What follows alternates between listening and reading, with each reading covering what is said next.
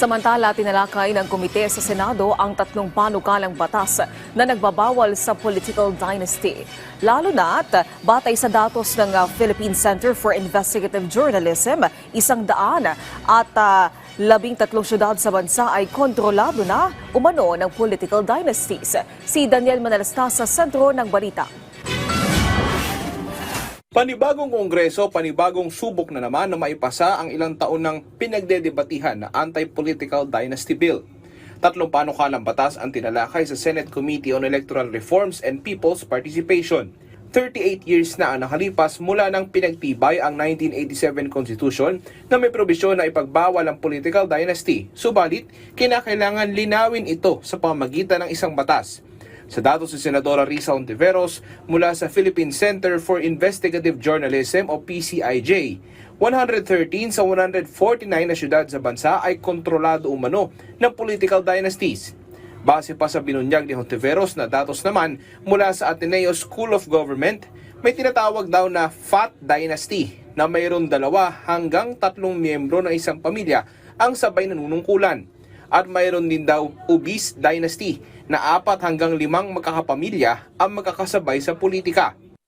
Paano nga ba naman kasi ipagbabawal kung walang batas na may malinaw na kahulugan ng political dynasty?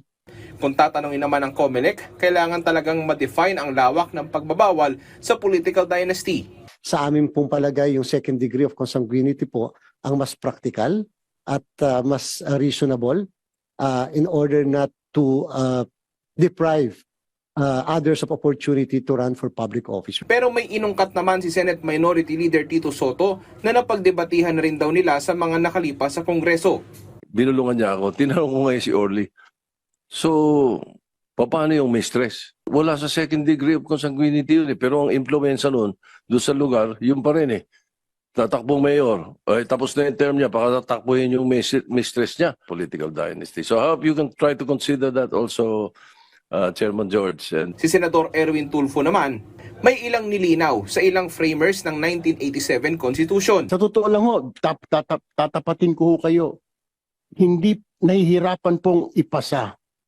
Kasi paano naman po ipapasa yan, gagawa po ng batas ang Kongreso kung marami po sa Kongreso ang magkakamag-anak. Ang tanong ko po, bakit hindi po naisip ng mga framers? Did you at one point talk about it na ilatag na natin, to be clear, okay, bawal yung tatay, anak, asawa, etc. or bawal yung magpipinsan sa posisyon. Bakit hindi po nagawa? Ngayon, nahihirapan po tayong i-apply itong batas na ito. There was that the Commission thought that by including the mandate in the Declaration of Principles and State Policies, surely the Congress would enact an implementing law. We were trusting Congress to do its job. We left that to the wisdom of the Congress, who are the representatives of the people. Unfortunately, that has not happened. Naiintindihan naman ni Monsod ang problema, pero The problem is that the heart of the Constitution is social justice, and it is not being implemented by Congress. inaasa magpapatuloy pa ang mga pagdinig. Daniel Manalastas para sa Pambansang TV sa Bagong Pilipinas.